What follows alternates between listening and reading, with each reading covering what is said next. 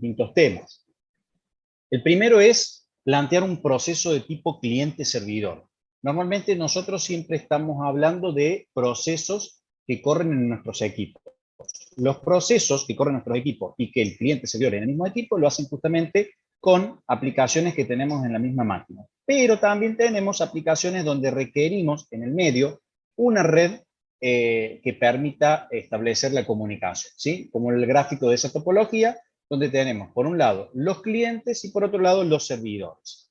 Los clientes, que son estos componentes que de alguna manera permiten establecer la parte gráfica, lo que es la interfaz de usuario, donde normalmente es algo básico y algo sencillo, y que suele ser un elemento que es activo. ¿Por qué? Porque el cliente establece la solicitud. Por ejemplo, un celular solicita acceder a un servicio, a un sistema en particular. El servidor es quien brinda este servicio, normalmente es un elemento de tipo pasivo, porque no es quien genera solicitudes, sino que responde ante las solicitudes del cliente. Y en el medio tiene que haber algo que permita la comunicación entre el cliente y el servidor. En este caso, cuando estamos hablando de manera remota, estamos planteando de que en el medio vamos a tener alguna red que lo interconecta. Esta red va a estar constituida por diferentes dispositivos que pueden ser computadoras, pero pueden ser routers, switch, gateways, access point, distintos tipos de dispositivos que permiten la interconectividad entre el cliente y el servidor. La idea es ver justamente cómo se comporta, cómo son las arquitecturas de estos procesos cliente-servidor. La característica está focalizada en que tienen que ser aplicaciones sencillas, simples de utilizar para el usuario. De esta manera, la parte compleja queda normalmente del lado muchas veces del server, o la parte compleja no es la que es visible para el usuario, ¿sí? Entonces tiene que existir la posibilidad de que el usuario pueda controlar de una manera muy sencilla estos servicios. Se centraliza mucho la base de datos. En este caso, por ejemplo, uno lo que está haciendo es, al tener la centralización, uno puede gestionar mucho más fácil, porque uno coloca, por ejemplo, un usuario y no importa el dispositivo del que te conectes, siempre que uses ese mismo usuario, vas a acceder a los mismos servicios. Entonces, de esa manera yo estoy centralizando la base, en este caso la autenticación, y la gestión de la red se simplifica porque es centralizada, la tengo en un solo lugar y por lo tanto solo me debo ocupar de esa centralización. La necesidad en el proceso cliente-servidor también conlleva un sistema abierto y modular, o sea, un sistema que cualquiera tenga acceso y modular que sea dividido por capas, por módulos, por niveles, de tal forma de que el fabricante no tenga que tener conocimiento del todo, sino el conocimiento de específicamente la capa o el nivel en el que él está trabajando y la comunicación con el resto de la capa, pero no el total conocimiento. Por ejemplo, quien fabrica una placa de red no requiere saber cómo funciona HTTP, por ejemplo, ¿sí?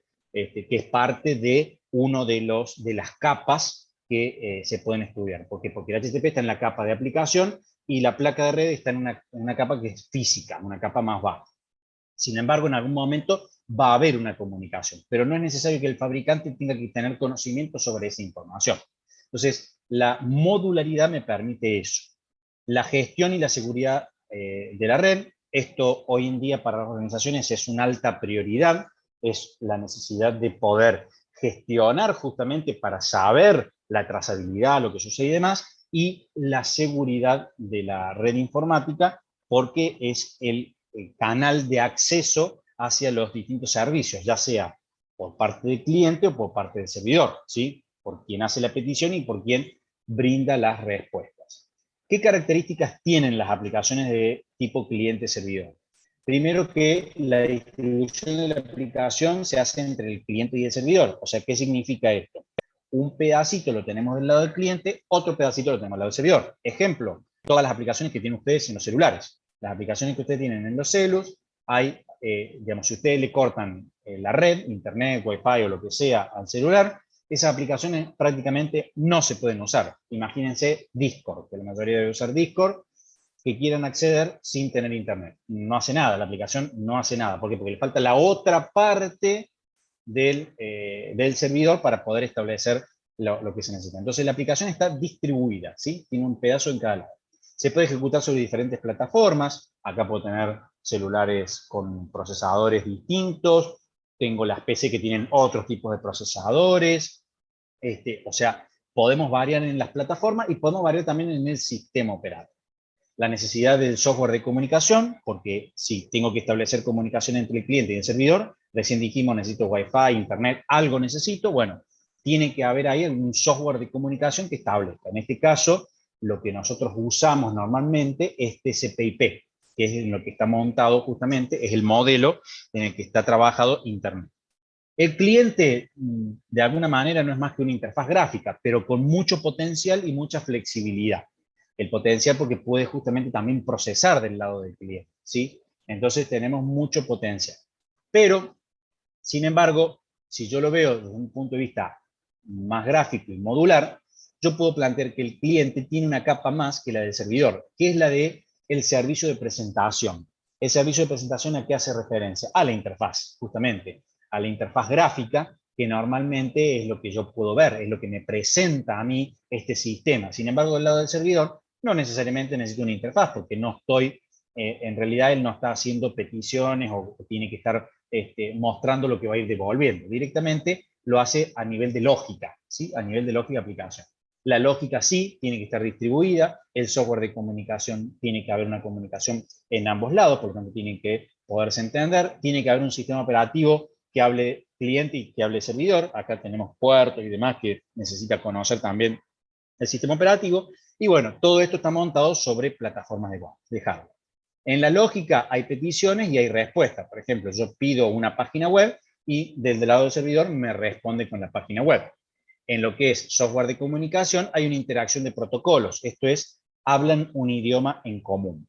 Ellos dos, el cliente y el servidor, pueden entenderse porque hablan un mismo idioma. Independiente de si es un Windows y si es un Linux, independiente de si esto es un procesador ARM y este es un procesador Intel, ¿sí? No interesa lo que sea.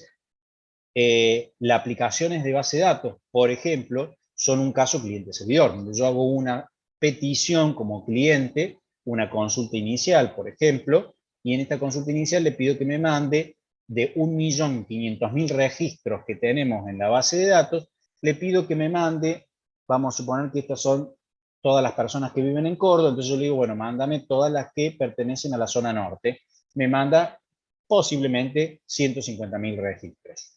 Obviamente que esto congestiona un poco, ¿por qué? Porque estamos hablando de mucha cantidad de datos que tienen que ser procesados y tienen que ser enviados por la red.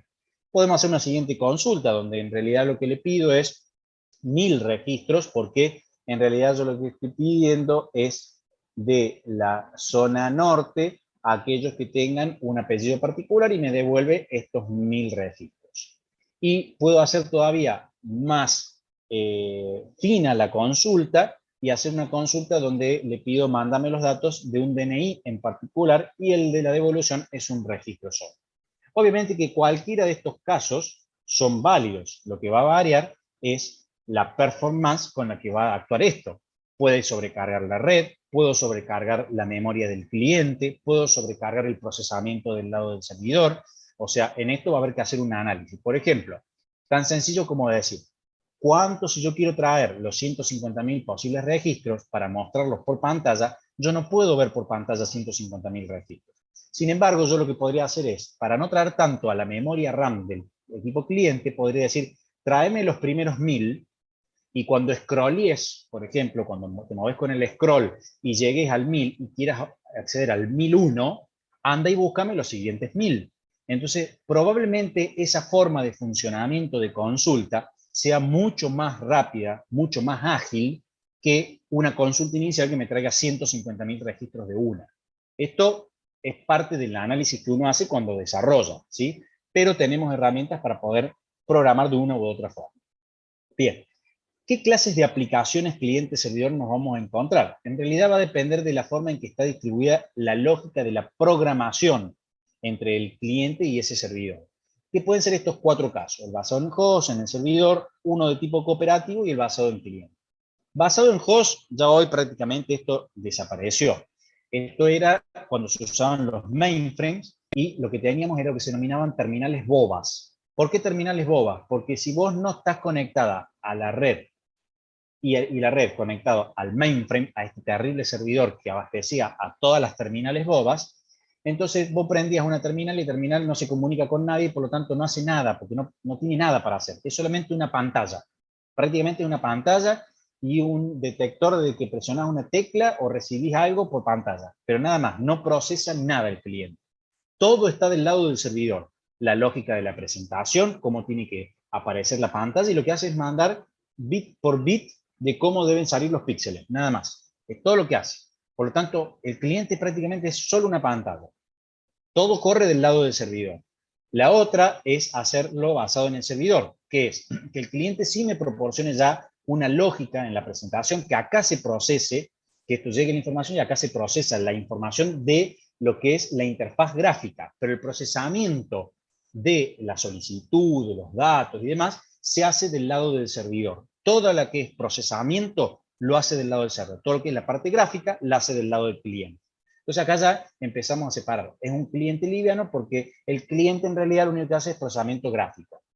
Luego ya nos metemos en algo cooperativo, donde no solamente sigo procesando la parte gráfica, sino que además distribuyo la lógica. Parte se procesa en el servidor, parte se procesa en el cliente. Exactamente, acá ya estamos trabajando en lo que sería algo como el front-end y back-end. No vamos a entrar en ese detalle porque eso ya es programación, ¿sí? Y acá no queremos entrar en el detalle de programación, porque hoy le llaman back-end y front-end, y antes no le llamaban back-end y front-end. Entonces, esto mañana capaz que ya no existe más, el back-end y front-end, pero esto sí va a seguir existiendo, que una lógica de programación va a estar del lado del cliente y otra lógica va a estar del lado del servidor. Entonces, esto es el concepto genérico de lo que estás planteando ahí, por ejemplo, Facundo, ¿sí? Es a lo que van a arrimar ustedes. Hoy por hoy van a empezar a trabajar todo con front-end y back-end. En las futuras cambios que se vienen en los planes, va a estar justamente eso más incorporado, y ustedes hoy por hoy lo van a ver en algunas materias, pero esto que estamos viendo ahora es la generalidad, justamente. Entonces esto permite dividir esta lógica en lo que estás planteando vos, por ejemplo, front-end y back-end. Pero además también lo podemos hacer a nivel de lógica de base de datos. ¿Qué es lo que plantea esto? Que yo tenga parte de la lógica esa en el cliente y parte en el servidor, que no se haga todo del lado del servidor, sino que yo pueda, por ejemplo, controlar del lado del cliente cuando vos incorporas datos, que los datos que sean datos válidos, cosa que cuando lleguen al servidor, el servidor no se tenga que ocupar de ver si el dato que le mandaste es numérico, es texto, qué es lo que es, sino que directamente vos ya lo hayas corroborado y validado del lado del cliente. Entonces, viaja una petición que va a poder ser procesada por el lado de la base de datos. Si no, podremos correr con el riesgo de que eso no suceda. Bueno, este es el caso del cliente pesado. ¿Por qué? Porque tengo mucho del lado del cliente, ¿sí? Que es lo que se utiliza hoy. Sin embargo, en la arquitectura cliente-servidor, cuando hablamos del software de aplicación, lo podremos distribuir en 3 máquinas o lo podemos distribuir en 3 capas. ¿Cuáles son esas capas? La primera capa es la del cliente, ¿sí? La segunda capa es la capa central, que es la capa que permite la comunicación entre el cliente y el servidor. Entre ellos vamos a tener, por ejemplo, si es un cliente liviano, voy a tener, ya sea cliente liviano o pesado, voy a tener la lógica, voy a tener parte en el lado del cliente y parte en el lado del server. Sin embargo, ¿sí? Yo puedo llegar a tener, del lado del servidor de capa central, puedo llegar a tener la necesidad de comunicación entre el cliente y el servidor. Y por debajo tengo servicios, ¿sí? Servicios, que también los servicios pueden estar en la capa central. Podrían ser parte de la capa central. Para esto, ¿sí? Yo necesito aquí en el medio algo que me permite establecer la comunicación entre clientes y servidores. Ese algo es la necesidad del middleware. ¿Y qué es el middleware o qué necesidades plantea el middleware para que realmente sea necesario? Primero, el primer inconveniente con el que nos encontramos son los de estandarización. ¿Por qué? Porque las computadoras, al estar distribuidas, son diferentes plataformas, son diferentes sistemas operativos y cada uno lo hace como quiere. Entonces, necesito un estándar que me permita establecer la comunicación. Si yo desarrollo una aplicación y quiero brindar un servicio de mi aplicación, yo te tengo que brindar una interfaz para que te puedas comunicar con ese pedazo de aplicación mía. Ahí estamos hablando del backend y el frontend. Y en realidad vamos a terminar metiendo en el medio algo que se va a terminar llamando las APIs, ¿sí? Interfaces justamente de programación. La dificultad de esto, justamente para implementar esta configuración cliente-servidor, ¿sí? Porque tenemos múltiples vendedores, el enfoque cliente-servidor, donde brinda modularidad y capacidad de combinar las plataformas y las aplicaciones. Entonces, ¿cómo terminamos de algún modo resolviendo esto? ¿Sí? ¿Cómo lo resolvemos de alguna manera? Lo que terminamos haciendo cuando resolvemos de esta manera es utilizar esto que se denomina el middleware, ¿sí? Y el middleware es, en parte, esto de colocarse en el medio entre el cliente y el servidor. Por ejemplo, ahí empezamos a trabajar con las APIs, ¿sí? Entonces, ¿qué pasa? Que las interfaces de programación de aplicaciones como las APIs, normalmente, hoy en día sí se ajustan, como ahí plantea Facundo, a lo que son los límites de la arquitectura REST, ¿sí? Entonces, justamente tenemos lo que son las APIs RESTful, o las APIs REST, porque necesitamos justamente algo que permita establecer la conectividad entre un cliente y un servidor, y estas middleware, esto que se coloca en el medio, es lo que permite dar esa resolución, ¿no? Esa solución que necesitamos entre el cliente y el servidor. En este caso, las APIs, ¿sí? Por ejemplo. Vamos a plantearte ahora, lo vamos a ver, ¿sí? Entonces, ¿qué es lo que estamos planteando en este caso? Que de alguna forma sería este middleware. Permite a una aplicación o usuario en el cliente acceder a varios servicios en el servidor sin preocuparse justamente de las diferencias entre los servidores.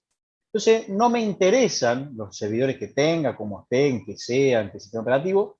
Yo tengo esto que es el conjunto de los controladores, porque no es solamente las APIs, sino también son los controladores, el conjunto de software necesario de conectividad, ahí entran los protocolos y demás, que son los que me permiten establecer las comunicaciones. El controlador me lo da el fabricante, el protocolo es algo ya estandarizado, y las APIs normalmente las genera el desarrollador con sus aplicaciones para que se puedan consumir los servicios que tenemos en las redes. Entonces, este conjunto de herramientas es el que le da una tonalidad de homogeneidad, de uniformidad. Entonces yo me comunico con ese middleware, no importa de qué sistema operativo lo estoy haciendo, ni a qué sistema operativo lo estoy haciendo. Este middleware es el que se encarga justamente de esta comunicación y abstraernos de estos problemas. Entonces, ¿por qué está formado el middleware? Por un lado, por las APIs, ¿sí? Por estas interfaces de programación, y por otro lado, por los protocolos estándares entre la aplicación y el software de comunicación y el sistema operativo. O sea, de alguna forma, todo ese establecimiento de comunicación necesario. Ese es el middleware. Entonces, las ventajas que tenemos en este caso están asociadas a: permite construir aplicaciones que utilicen el mismo método para acceder a los datos, independiente de su ubicación, facilita la implementación de la aplicación en diferentes tipos de servidores y estaciones de trabajo, y se implementa a través de pasos de mensajes y llamada a procedimientos. Ahora vamos a ver nosotros los pasos de mensaje y llamada a procedimientos. Pero un ejemplo donde, por ejemplo, valga la redundancia, donde podríamos estar usando las APIs, ¿sí? Y podríamos estar haciendo una comunicación de middleware, es la municipalidad. La municipalidad les brinda a ustedes, supónganse que ustedes quieren hacer una aplicación donde coloquen los kiosquitos del barrio, o sea, los kiosquitos de los diferentes barrios ubicados en el mapa de Google. Entonces, ¿qué hacen? Le piden a Don Municipalidad la API que tiene de los límites de los barrios en el Google Maps. Entonces, yo consumo ese servicio de API, que ellos ya lo tienen, yo consumo ese servicio, que eso lo que hace es dibujarme en el mapa el contorno de cada barrio, y yo no me tengo que ocupar de delimitar dónde empieza y dónde termina un barrio. Ya tengo esta API que al consumirla lo estoy usando. Entonces, ya me independizo de esa parte y me puedo abocar a lo que es mi negocio, que es ubicar el kiosquito dentro de esos límites, ¿sí? Entonces, ahí tengo, por ejemplo, el uso de un middleware, ¿sí? Donde estamos usando una parte de lo que me está brindando, por ejemplo, un servicio y estoy consumiendo un servicio. Pero tengo que tener lógica de mi aplicación, por un lado, y por otro lado un software de comunicación, que es los protocolos que permiten conectar mi equipo con los equipos, por ejemplo, de la municipalidad o de lo que la municipalidad esté estableciendo, ¿sí? Entonces, tengo interacción a nivel de middleware y tengo interacción a nivel de protocolos de comunicación. Acá está el HTTP, el HTTPS, el SSH, un montón de herramientas y de protocolos que se tienen que comunicar para establecer las comunicaciones. La función que tiene justamente el cliente-servidor es la de pasar mensajes de manera distribuida, porque yo tengo que mandar, por un lado, la petición, pero por otro lado, tengo que esperar a que el servidor me mande su respuesta. Para eso se utilizan las primitivas, que son la del send y el receive. Entonces, en una comunicación, yo lo que voy a estar haciendo es enviando información y recibiendo información. Por ejemplo, si ustedes intentan acceder a una página web, ¿sí? A ver, denme un segundo que yo voy a hacer una captura provisoria en este momento. Voy a entrar aquí. Mientras yo hago, por ejemplo, una petición a un sistema en particular, yo puedo ver cómo en esa comunicación existente, ¿sí? Fíjense, yo acá hice una llamada a un sistema desde mi equipo a esta dirección IP, ¿sí? Y yo puedo ver, por ejemplo, aquí podría ver que fue un HTTP, o sea, hice un GET, hice una solicitud, y fíjense que acá, bueno, no es este, denme un segundo, este es el propio de, no, ese es el OSCP. A ver, denme un segundo que encuentre. Lo tienen cifrado. Denme un segundito, a ver si veo. Quería mostrarles sobre la comunicación. No, esperen un segundito, vamos a capturar otra. Vamos a ver otra.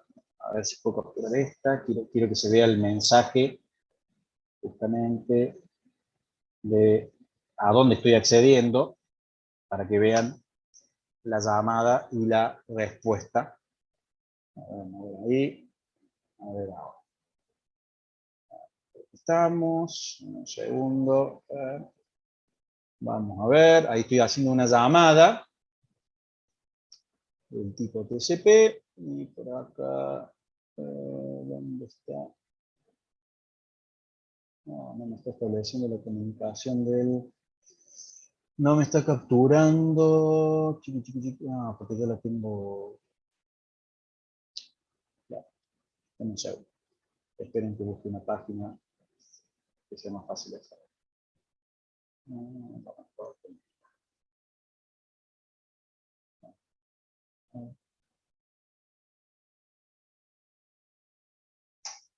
Vuelta. Logro. Ahí está. Miren, en este caso, fíjense. Esto es lo ¿ven? Acá tengo el pedido, ¿sí? De alguna forma está trabajando el send, también están trabajando el send y el receive, pero acá tengo un pedido, acá hay una petición y acá está la petición a quién va, ¿sí? Entonces yo hice una captura a nivel de comunicación, ¿sí? A un nivel más bajo. Entonces hice una captura de comunicación. Acá tengo el get de este pedido, que está pidiendo justamente el recurso de la página HTML, de la página de Clarín. Y acá viene la respuesta, ¿sí? Fíjense, acá está la dirección IP y acá está la dirección IP del destino que me responde, ¿sí? Y me responde con algo, ¿sí? Ese algo es lo necesario para yo poder obtener la página correspondiente. No veo acá la página porque obviamente estos trabajan con redirectores y a lo mejor estos trabajan más con Cloudflare. Entonces se comunica justamente y ahí va a obtener lo que corresponde de la nube, ¿sí? La página correspondiente de la nube. Pero acá tengo una comunicación, ¿sí? Como para que vean, esta es una petición de envío y acá yo tengo que tener a mi máquina en receive, para que reciba la respuesta, ¿sí? Entonces, El SAIM especifica un destinatario, en este caso la página de Clarín, y el contenido del mensaje. Tráeme la página HTML de Clarín. Y el recite, ¿qué especifica? ¿De quién se recibirá el mensaje? Tengo que recibirla de Clarín, y un buffer donde lo que voy a tener es la recepción de esa página hasta que tenga el procesamiento, como lo habíamos visto con los procesos, que yo tengo que tener un buffer donde se va guardando hasta que el procesador va a poder atenderme y esto va a poder ser procesado y ser mostrado a través del navegador. Entonces, son estas las primitivas que se utilizan como cliente-servidor. O sea que del lado del cliente tengo send y receive y del lado del servidor también tengo send y receive. ¿Sí? Están de los dos lados. Bien, las transferencias de estos mensajes se hace de la siguiente manera. El módulo de paso de mensaje construye el mensajito, el mensaje es todo eso que veíamos recién, ¿sí? Todos esos datos que veían hace un ratito. Se entrega el mensaje al servicio de comunicación, en este caso el servicio de comunicación, si yo lo veo acá, es todo esto que ven acá arriba. Todo lo que ven acá es el mensaje.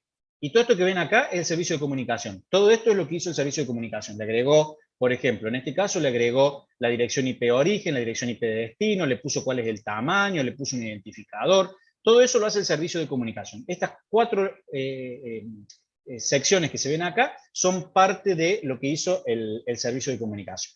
Luego se envía el mensaje por el medio que corresponda, por, llámese fibra, llámese cable alámbrico, cable de red, UTP, por ejemplo, o llámese aire, lo que sea. En el destino, ¿qué pasa? El servicio de comunicación se lo va a entregar al módulo de paso de mensajes también y lo examina el ID de proceso y se almacena en el mensaje en el buffer del procesador receptor, del otro lado. Y después del otro lado se hace al revés. O sea, él hace la respuesta, él hace un send y yo hago un receive. Entonces, normalmente siempre estamos haciendo send y receive, ¿sí? Ambos reciben y ambos envían, ¿sí? Entonces, cuando hacemos el paso distribuido de mensajes, algo que tenemos que tener en cuenta es la fiabilidad y la no fiabilidad, ¿sí? La fiabilidad y la no fiabilidad. Para poner un ejemplo, este mensaje que veo acá, este que dice TCP, es un mensaje fiable. Un mensaje fiable, como para que ustedes vean la diferencia en la cantidad, vamos a abrirlo al paquete, ¿sí? Yo veo acá y esto me está diciendo que es fiable, ¿sí? Ahora, fíjense de aquí, en esta sección, de aquí para abajo, todos los campos que tengo. Todos los campos que tengo. Todo eso es parte de la fiabilidad. Los primeros cuatro, source, destination, stream, TCP, estos cuatro son necesarios obligatoriamente en una comunicación, sea fiable o no fiable. Pero todo esto que va acá abajo es lo que me brinda la confiabilidad. ¿Cómo darme cuenta? Ese es un mensaje, un TCP es un mensaje fiable. Un UDP es un mensaje no fiable. Fíjense la diferencia. Fíjense de acá para abajo. Los cuatro primeros obligatorios, prácticamente, que teníamos, y después no tengo nada. Todo lo otro que tenía el otro, este no tiene absolutamente nada. ¿Por qué? Porque este es un servicio no fiable. Entonces, en un servicio confiable o fiable, primero, tengo que garantizar la entrega de los datos. Para garantizar la entrega de los datos, tengo que tener un montón de información de lo que yo envío para saber que llega al destinatario. Utilizar un protocolo que permita esto, TCP, lo que mostraba recién, se realiza la comprobación de errores y acuse de recibo. Yo tengo que enviarlo, pero aparte de enviarlo, tengo que poder recibir del otro lado, o sea, tengo que del otro lado enviar para yo recibir como emisor el que llegó correctamente el mensaje. Y por último, en caso de que nunca recibo el acuse de recibo, o sea, yo envié algo y nadie me avisó de que llegó, yo espero un tiempo. Y si después de ese tiempo no me llega la acuse, yo lo que hago es retransmitir, vuelvo a enviar. Ahora, puede pasar de que lo que quiero enviar sea tan amplio, tan grande, que cuando lo envío no alcanza justamente el ancho de banda para enviarlo, entonces lo que se hace es, se divide en pedazos. Supónganse que el mensaje lo divido en 4 pedazos. Entonces, ¿qué es lo que hace la red de comunicación? Lo divide a eso porque dice, esto es muy grande, lo divido en 4 pedazos. Puede suceder que cada pedazo tome caminos distintos. Tome primero un camino por un servidor, por un router, después va por otro router, o sea, tome caminos diferentes. Entonces, cuando llega al destinatario, llega en forma desordenada. Por ejemplo, llega primero el pedazo 4, después llega el pedazo 2, después llega el pedazo 1, y por último llega el pedazo 3. Recién cuando llegaron todos los pedazos, tiene la capacidad de reordenar, y al reordenar, puede llegar a procesarlo en la forma ordenada como corresponde. Pero es la única manera que tendríamos de hacerlo, ¿sí? Entonces, ese servicio se denomina servicio fiable. Un servicio no fiable, ¿qué es lo que dice? Simplemente se encarga de enviar el mensaje. No le importa un protocolo fiable, como el caso de UDP, utiliza ese protocolo. No se informa si llega el mensaje con éxito. O sea, si llegó o no llegó, no le importa. No le interesa, o sea, no lo va a retransmitir. Ahora, si requiriera justamente fiabilidad, no es él el encargado de garantizar eso, sino quien lo va a hacer es la aplicación. O sea, ya ustedes como desarrolladores tendrán que ver cómo hacen para darle confiabilidad. Si yo lo hago con uno fiable, ¿qué ventaja tengo? Ya están todos los protocolos hechos, simplemente le pido a ese protocolo que me dé la confiabilidad que merece mi aplicación. Por ejemplo, ¿por qué tengo yo capturados tantos UDP que les mostraba recién? Porque estamos usando Zoom y todo lo que es por videoconferencia no utiliza confiabilidad. ¿Por qué causa? Porque tira muchos frames por segundos, son mucha cantidad de imágenes. Y si por cada uno de los paquetes que llega a la máquina servidora de Zoom y después de ahí se los mando a ustedes, tiene que recibir un ACK, esperar a que reciba el ACK para seguir enviando, esto sería lentísimo. Entonces, ¿qué sucede normalmente cuando uno utiliza algo no confiable? Se basa en que uno envía tanta información que la pérdida de algunos de estos datos no afecta a la comunicación. Que se pierdan algunos frames no implica que ustedes no van a estar entendiendo lo que están recibiendo. ¿Sabes? Podrán tener menos calidad o algo por el estilo. Exactamente, los juegos también, Ignacio, utilizan UDP. Principalmente, ¿por qué los juegos utilizan UDP? Por las interfaces gráficas, porque tienen mucho gráfico, tienen mucho de establecimiento de cambio de procesamiento de la parte gráfica, entonces no podés estar mandando acknowledge por cada vez que te cambia el entorno, ¿sí? Antes, por ejemplo, no tenías tanto problema con esto, ¿por qué? Porque la imagen de fondo siempre era la misma, era un arbolito que se movía de izquierda a derecha, pero la imagen siempre era lo mismo, pero hoy en día no, en los juegos fundamentalmente tenés esa situación, ¿sí? El realismo que tiene necesita mucha cantidad de información, mucho procesamiento y mucha cantidad de información por la red. Entonces no puedo estar mandando un acknowledge, ¿sí? Entonces por eso tengo servicios fiables y servicios no fiables, porque depende justamente del servicio que estemos brindando. Fíjense que dice que el servicio no fiable es de baja sobrecarga. ¿Qué significa baja sobrecarga? Esto que le estaba mostrando acá. Esto hace, ¿sí? En este caso, el UDP está haciendo una, perdón, aquí se pone comparado los dos, el UDP y el TCP. Este es UDP y este también es UDP, sí, son los UDP. Vale, esperen que abro un TCP también, un segundo, así les muestro a qué hace referencia cuando habla de sobrecarga. Sobrecarga es esto, fíjense, el data user ¿sí? El user data protocol, sobrecarga con esta información nada más. O sea, es baja la sobrecarga que tiene. Sin embargo, TCP, para darme garantía, sobrecarga con toda esta información. Esto significa que le agrega un montón de información, por lo tanto hace que el paquete sea más grandote. ¿Sí? A eso se hace referencia. Entonces, hace mucho más grande. Así que estas dos que estamos viendo acá son justamente una comparativa. Esto es baja sobrecarga y esto es alta sobrecarga. Pero la sobrecarga es buena porque me permite la confiabilidad. Profe, estos temas se amplían en comunicaciones y en redes, exactamente. En las dos materias que le siguen después, ustedes van a ver todo esto en forma totalmente ampliada y en realidad ven esto, ¿sí? Porque esto es la parte de la comunicación y la parte de las redes de datos, ¿sí? Bien. Además, tenemos primitivas, no solamente de este tipo, que el sistema operativo tiene que brindar justamente para las comunicaciones, como el caso de lo fiable y lo no fiable, sino también tenemos primitivas bloqueantes versus no bloqueantes. Las primitivas no bloqueantes o asincrónicas sirven para el send y para el receive y no importa si es fiable o no fiable. Acá da exactamente lo mismo. ¿Qué es lo que quiere decir? Cuando se realiza un send o un receive, no se suspende el proceso. ¿Qué es lo que quiere decir esto? Que yo tiro el proceso, ¿sí? Yo tiro al proceso y el sistema operativo, ahí nomás apenas tira el proceso, devuelve el control del send para que pueda usar el send para otro proceso que se necesite. Entonces, no bloquea, ¿sí? No bloquea al proceso send, no lo suspende, ¿sí? Sino que simplemente lo tiro y el send puede seguir atendiendo la cola que tiene de mensajes para poder estar enviando. Es mucho más eficiente, es mucho más flexible, porque obviamente puede estar atendiendo un montón de procesos, digamos, sin la necesidad de estar bloqueando al SEN hasta que termine algo. Ahora, va a haber casos en donde yo requiero que esto sea bloqueante. ¿Qué significa que sea bloqueante? Bueno, acá sí vamos a tener una diferenciación, por ejemplo, entre si es no fiable o fiable.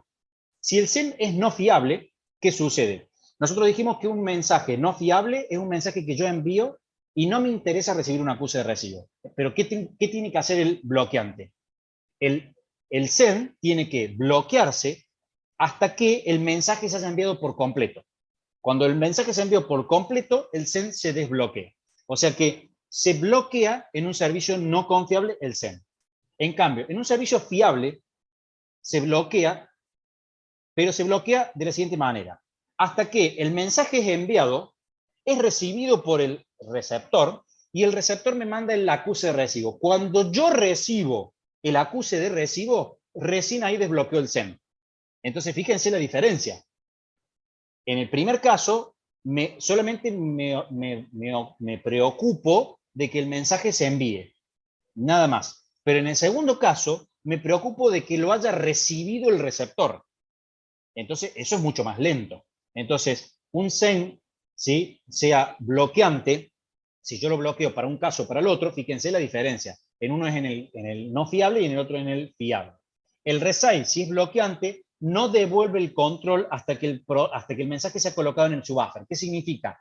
Si yo estoy recibiendo, por ejemplo, la página web de Clarín, hasta que no reciba toda la página web, no voy a liberar el RESAI. ¿Está bien? ¿Por qué? Porque tengo que recibirla para ponerla en el buffer para poder ser procesado.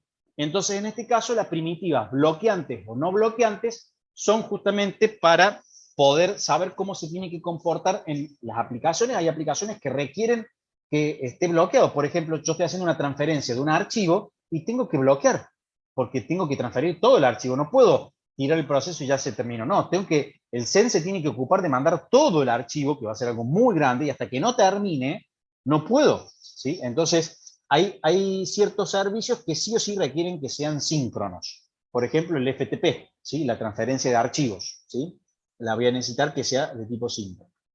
Bien, ¿qué pasa? Que para poder establecer estas comunicaciones, el sistema operativo tiene que tener esto de las llamadas a procedimientos remotos. Las llamadas a procedimientos remotos son un servicio que tiene el sistema operativo, que lo pueden ver, por ejemplo, en un Windows 10, en la aplicación de servicios, van a ver aquí que tienen una llamada a procedimientos remotos. Y esta llamada a procedimientos remotos, si le prestan atención en su equipo, van a ver que la tienen en ejecución automática. O sea, apenas arranque el equipo, ya se pone a funcionar esto. ¿Para qué? Para que pueda hacer el control justamente de los servicios que brinde o de los servicios a los que se comunica. Entonces, el RPC es algo que necesita el sistema operativo para poder funcionar esto. Esto ya está requete probado de hace muchos años, por lo tanto, lo tenemos en todos los sistemas operativos, ¿sí? Las llamadas a procedimientos remotos.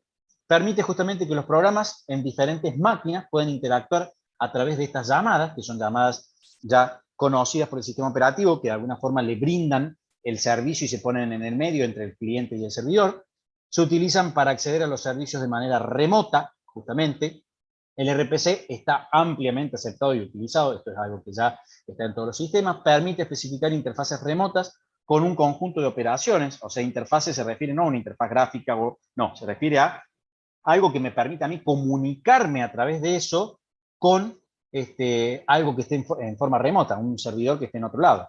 Entonces yo tengo operaciones, tengo ciertas funciones con las que me comunico con este RPC, y este RPC es el que se comunica hacia el resto. Estas operaciones normalmente, por ejemplo, yo pongo enviar un archivo, y cuando pongo enviar un archivo, bueno, por debajo están jugándose con el RPC, se está jugando con la llamada a procedimiento remoto. Ahí ya tendríamos que hacer un análisis de lo que está haciendo el kernel, por ejemplo, con estas llamadas, ¿sí?, que está recibiendo, que está enviando y demás.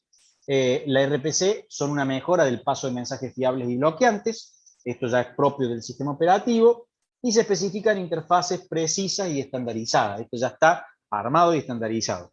Lo que vimos antes es lo primitivo, ¿sí? El RPC es la evolución justamente de todas estas mensajerías de confiabilidad y de bloqueo que estamos haciendo. Y es lo que los sistemas operativos hoy ya tienen en esto. Entonces, una llamada se vería de esta manera, una llamada a el nombre del procedimiento y le paso los argumentos y los valores que necesito como valores devueltos o valores que yo tengo que estar enviando, ¿sí? El paso de esos parámetros pueden implementarse por valor o por referencia, y los tipos de conexiones podrían ser conexiones no persistentes o persistentes. ¿Qué diferencia hay entre una conexión persistente o no persistente? Por ejemplo, una conexión no persistente, cuando ustedes ponen una HTTP, lo que hacen es establecen la comunicación, se manda la información, se recibe del otro lado de la página web y terminó la conectividad, ¿sí? En una conexión de FTP, yo establezco la conexión FTP y se queda la conexión en forma persistente. Y yo en esa conexión persistente puedo enviar archivos al servidor, o traer archivos del servidor, o borrar archivos. Puedo hacer un montón de cosas a través de operaciones, pero la conexión es persistente. En cambio, en el otro caso, no es persistente. Se establece la comunicación, se envía y se corta, ¿sí? En el otro caso, tengo que hacer una finalización justamente para esta llamada a los procedimientos remotos. ¿Qué pasa? Que las RPC podrían ser sincrónicas y asincrónicas. Cuando hablamos de sincronismo y asincronismo, estamos hablando de alguna manera si el proceso llamante espera hasta que el proceso devuelva un valor, o si no es o sea, justamente no se bloquea al llamante y permite lograr un mayor grado de paralelismo. Por ejemplo, esto permite que un montón de equipos o nuestro propio equipo accedan a través de un montón de navegadores al mismo servidor y todos accedemos a la misma página de Google o a la autogestión. Todos estamos accediendo, entonces no es bloqueante, ¿sí? No es bloqueante, justamente. Si fuese síncrono, estaríamos haciendo un bloqueo, una comunicación, y ahí probablemente está muy limitada la cantidad de conexiones que podemos hacer, ¿sí? Cuando son síncronas, porque hay una necesidad de establecer una comunicación y que esté normalmente forma persistente. Muchas veces se utiliza la síncrona para formas persistentes. Sucede que cuando necesitamos tener clientes y tener servidores, del otro lado, del lado de los servidores, nos vamos a encontrar que no alcanza con tener un equipo solo. Entonces uno diría, bueno, le compro más memoria, le compro más procesador, le compro más disco, pero no es tan sencillo por el costo que tiene tener un equipo tan grande, un equipo con tantas prestaciones y con tantos recursos. Entonces, el concepto que entra en juego aquí es el concepto de agrupaciones o clusterización o clusters, donde estos clústeres, que son un grupo de computadoras que están interconectadas justamente normalmente por una red informática, que hacen unificar a todas esas computadoras, dándome la ilusión, la sensación de que yo estoy conectado a un solo equipo. En este caso, cuando ustedes entran a Drive, ustedes saben que están entrando a algún repositorio. Ahora, ese Drive que está del otro lado, ustedes no saben si es un disco duro, 50 discos duros, un RAID de disco, o son 20 servidores. No tienen ni idea. Pero ¿qué pasa? La ilusión da que yo tengo todo concentrado en un solo disco duro. Esa es la ilusión que me da. Pero a lo mejor no lo tengo así, ¿sí? No sé cómo está del otro lado. Bueno, el clúster busca esto, ¿no? Este conjunto interconectado de computadoras y que permite dar un servicio dando la ilusión de que yo estoy conectado a uno solo, a un solo equipo. Cada uno de los equipos que se conecta en este clúster tiene el nombre de nodo, se le denomina nodo, o sea que en realidad yo tengo un montón de nodos interconectados. Los clústeres que proporcionan alto rendimiento y alta disponibilidad. Vamos a hablar un poquito de lo que es justamente el alto rendimiento y la alta disponibilidad, que es lo que me está brindando cuando hablamos de estos dos servicios en particular. Bien, la ventaja de un clúster está en estos 4 puntos.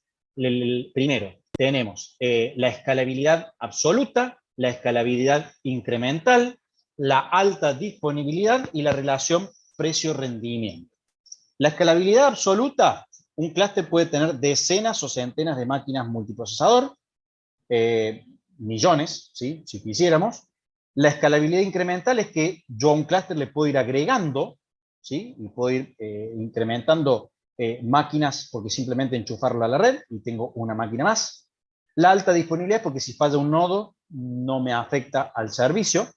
Y la relación precio-rendimiento, puedo llegar a tener un mejor costo, o sea, un menor costo mejorado. ¿Por qué? Porque una máquina única tiene un costo muy alto, y máquinas que a lo mejor son más pequeñas, pero clusterizadas, o sea, unidas entre sí, pueden llegar a tener el potencial de una máquina que tiene un alto costo. Entonces, en relación precio-rendimiento, puede llegar a ser una ventaja el clúster, ¿sí?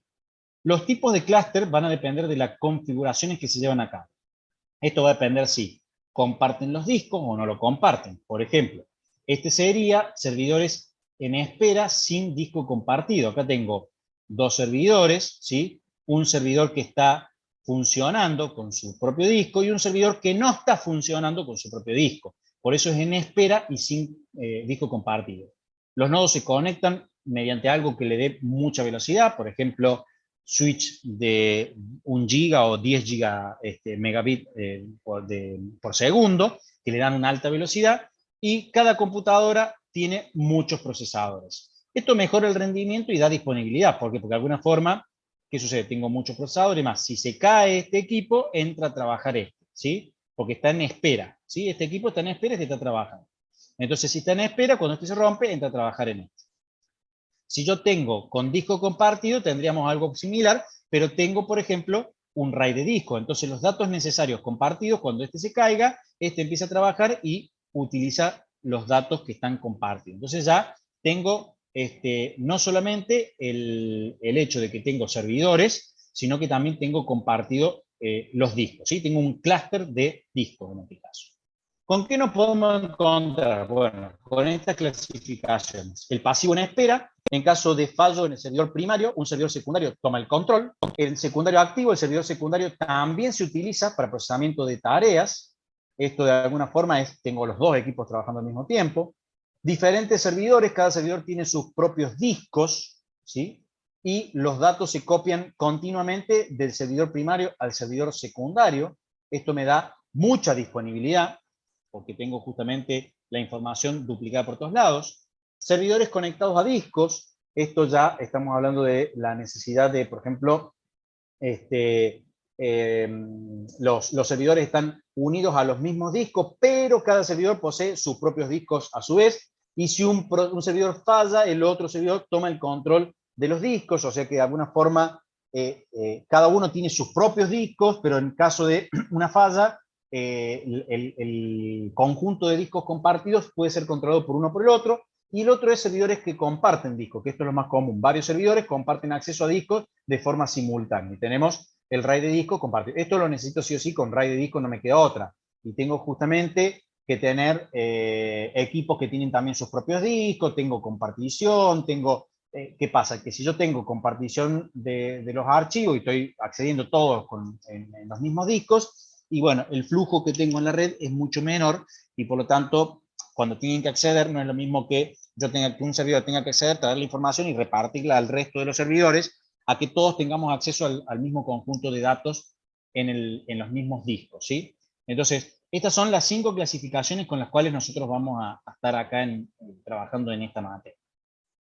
Los aspectos de diseño a tener en cuenta cuando hablamos de los clústeres están planteadas desde el lado del hardware, por ejemplo, y de la necesidad de que el sistema operativo tenga capacidades para poder brindar estas ventajas de las que venimos hablando. Por ejemplo, la alta disponibilidad, la tolerancia a fallos y demás. Entonces, en la gestión de fallos, si hay un fallo, bueno, el clúster me da alta disponibilidad. El sistema operativo no me garantiza que el estado de la transacción incompleta. O sea, si hay una transacción incompleta y hubo una falla, probablemente se pueda perder esa transacción. En cambio, en el clúster, que sí tiene tolerancias a fallas, el sistema operativo ya sí me garantiza la disponibilidad continua de los recursos, y por lo tanto hay un mecanismo que permite deshacer esas transacciones incompletas, pero rehacerlas. Las puedo retransmitir rápidamente. Entonces, tengo no solamente la alta disponibilidad, sino que también tengo la tolerancia a los fallos. Hay un equilibrio de carga. En el equilibrio de carga estamos hablando de esta posibilidad de que yo pueda hacer uso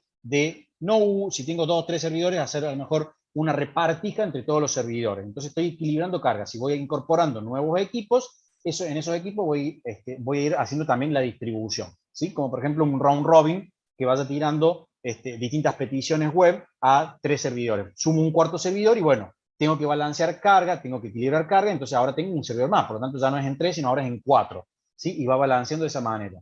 Esto permite conmutación, también computación en paralela, porque de alguna forma yo puedo, para tener una computación en paralela, necesitaría poder compilar en paralelo, esto quiere decir que tengo que tener un lenguaje que soporte hilos, paralelismo, aplicaciones que sean paralelas, y de alguna manera esto es lo que nos llevó a poder tener lo que se llama la computación también paramétrica para hacer, por ejemplo, modelos de simulación. Entonces nosotros podemos hoy simular muchas cosas y después poderlas llevar a la realidad y incorporarlas en productividad, ¿sí? Estos son algunos aspectos que a tener en cuenta en el diseño. En una arquitectura de un clúster, las PC que conectamos a estas redes de alta velocidad operan de forma independiente. Cada PC va a trabajar de manera independiente, pero cada PC posee un middleware, o sea, un pedazo, ¿sí?, de aplicación que permite justamente conectarse con el clúster. Entonces, ese pedazo, que en este caso sería la aplicación que me permite a mí conectarme con Drive, ¿sí?, balancea carga, tiene alta disponibilidad, tiene restauración ante fallos. Ese middleware, que tiene un pedazo el cliente y un pedazo justamente del lado de los servidores, es el que me permite establecer estas ventajas que tiene el middleware. Entonces, el middleware proporciona de alguna forma esta imagen única del sistema. Y esto trae aparejado que tiene que tener ciertos servicios y funciones en un clúster. Acá lo vemos así muy distribuido, ¿sí? Aplicaciones secuenciales, aplicaciones en paralelo, un entorno de programación en paralelo, ¿sí? Y de alguna forma después tengo todas las PC que trabajan y que se conectan a través del middleware justamente con esta clusterización, ¿sí? Con esta clusterización. Tiene que haber entre ellos una comunicación de alta velocidad, porque si no, este clúster no va a funcionar. Por eso es que en la red de Internet, que podría ser el clúster más grande del mundo que podríamos llegar a tener, la desventaja que tenemos por allí en ese clúster es la poca velocidad que tenemos de la red, porque no tenemos alta velocidad en la intercomunicación entre todos los equipos en el mundo. Entonces, ese sería un problema. Sin embargo, podría ser el clúster más grande del mundo, ¿sí? Si todos ponemos un middleware en nuestros equipos, compartiendo justamente, por ejemplo, que permita que un equipo cliente, al compartir el middleware, lo que estamos haciendo es ponemos nuestra máquina como al servicio de, por ejemplo, de la ciencia. Entonces, ponemos al servicio de la ciencia con un middleware para que otros puedan acceder a nuestros equipos y usar el procesador. Entonces, de esa manera, yo le puedo tirar una petición a mi procesador solicitando que, no sé, genere una función matemática que permite simular algún tipo de comportamiento de un cáncer. ¿Sí? Bueno, si yo tengo millones, como los tenemos, millones y millones y millones de computadoras interconectadas por una red de Internet y esto tuviese un procesamiento bastante ágil, yo podría estar procesando en paralelo y con mucha más velocidad ese tipo de información científica, ¿sí? ¿Qué es lo que hacían, o el ataque que hubo de los mineros de criptomonedas? Que lo que hicieron, atacaron lugares públicos donde cuando vos te conectabas, te inyectaban un middleware de tal manera que lo que hacían era usar tu procesador de tu máquina para minar justamente y poder conseguir criptomonedas. Esto lo hicieron en una cadena de, ¿cómo se llama?, gastronómica muy conocida, se conoce en Estados Unidos, también está acá, y bueno, y lograron entrar a través de, obviamente, vulnerabilidades, pero te colocaban eso. ¿El objetivo cuál era? Y minar, era usar tu procesador para ellos lograr Bitcoin, por ejemplo, ¿sí? Entonces, porque si no tenés que comprarte vos un clúster de equipo. Hoy un clúster de equipo, no sé, por decir algo, hay un amigo que tiene, son 10 servidores bueno, no me acuerdo los procesadores y los procesadores gráficos, que es una máquina interconectada que ya viene todo listo, todo armadito para que vos lo pongas a funcionar, que tiene un tamaño físico que le ocupa, no sé, el tamaño de un gabinete nada más, y estamos hablando de un equipo de 1 millón de pesos, no, 2 millones, 2 millones más o menos, para minar datos, ¿no? Para hacer criptomonedas. Él está generando Ethereum, por ejemplo, en este caso, ¿sí? Con esa máquina que invirtió 2 millones, estaba sacando alrededor de $150 mensuales con los Ethereum, por ejemplo, ¿no? Con ese tipo de minería. Pero ¿qué pasa? Y bueno, si vos querés crecer y querés obtener más, y necesitas más equipo y tenés que invertir más. Entonces, ¿qué pasa si yo puedo lograr hacer uso de los equipos de otros? Es gratis y bueno, logro minar y consigo esos dólares o ese dinero sin la necesidad de salir a comprar equipos, ¿sí? Bueno, eso es lo que estoy planteando. Esto lo podemos poner, así como eso lo ponen en forma no están pidiendo el consentimiento del usuario, si uno podría pedir el consentimiento del usuario, por ejemplo, para que me prestes parte de tu procesamiento para hacer investigaciones científicas y poder encontrar una solución a algún tipo de cáncer, por ejemplo, ¿no? Entonces, bueno, eso es lo que uno ve en una arquitectura de una clusterización. Las clusterizaciones son muy importantes hoy en día. Y de alguna forma, ¿qué servicios y funciones nos brinda un clúster? Acá vemos todos los servicios y funciones brindados. Un único punto de entrada, una única jerarquía de archivo, un único punto de entrada. Por ejemplo, el usuario se autentica en el clúster. Acá, hoy en día, existe el clúster de autenticación, que es la autenticación federada. Por ejemplo, vieron que ustedes pueden acceder a lo mejor a Facebook, pero usando la autenticación de Google.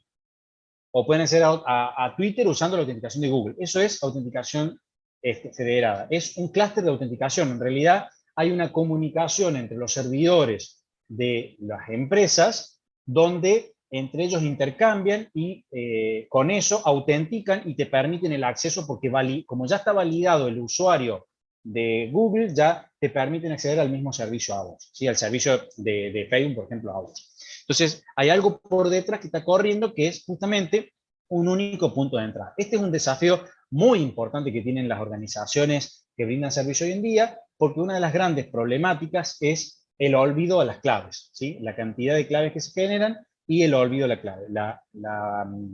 La clusterización unificada justamente de la clave es una solución muy interesante y que hoy en día, bueno, cada vez se pone más en juego, ¿no? El hecho de la autenticación federal. La única jerarquía de archivos, el único punto de control, un nodo que gestione y controle el clúster, ese también es otro servicio que se puede brindar, ¿sí? Donde hay uno que se encarga de decir balanceo carga y le hace el round robin, por ejemplo, genera el round robin, entonces le dice proceso vaya para allá, el otro vaya para allá, el otro vaya para allá, el otro vaya para allá, un hilo para acá, un hilo para acá, un hilo para allá, ¿sí? La gestión de las redes virtuales en caso de esa necesidad, el hecho de la compartición de memoria, gestión de trabajo, bueno, interfase gráfica común de usuario, entrada, salida, todo lo que hemos visto, bueno, tiene que ser parte de lo que me tiene que brindar el clúster, ¿sí? Tenemos que tener todo esto. Y el sistema operativo tiene que estar preparado, los lenguajes de programación tienen que estar preparados, todo tiene que estar preparado para que podamos trabajar con este tipo de funciones y herramientas y podamos llevarlo a cabo, ¿sí? Algo muy importante es el balanceo de carga, porque al tener un clúster, yo tengo muchos equipos, muchos procesadores, mucho disco, y por lo tanto tengo que poder equilibrar esa carga y no sobrecargar a uno. Si yo tengo uno solo, puedo estar sobrecargando. Pero eso depende de la arquitectura. Por eso es que ahí en la arquitectura dice un nodo que gestione y controle el clúster, que normalmente es lo más común, pero que gestione y controle. No necesariamente va a ser que él tenga que hacer todo, sino que él va a estar balanceando, por ejemplo, la carga. Él se encarga de eso, él balancea, él dice, bueno, allá vaya un poco, allá vaya otro poco, entonces se balancea. Eso sería algo más centralizado. Todo estos son servicios y funciones necesarias que debería tener el clúster para que podamos tener una arquitectura y poder brindar estos servicios. Bien, con eso terminamos, ¿sí? Con eso hemos llegado.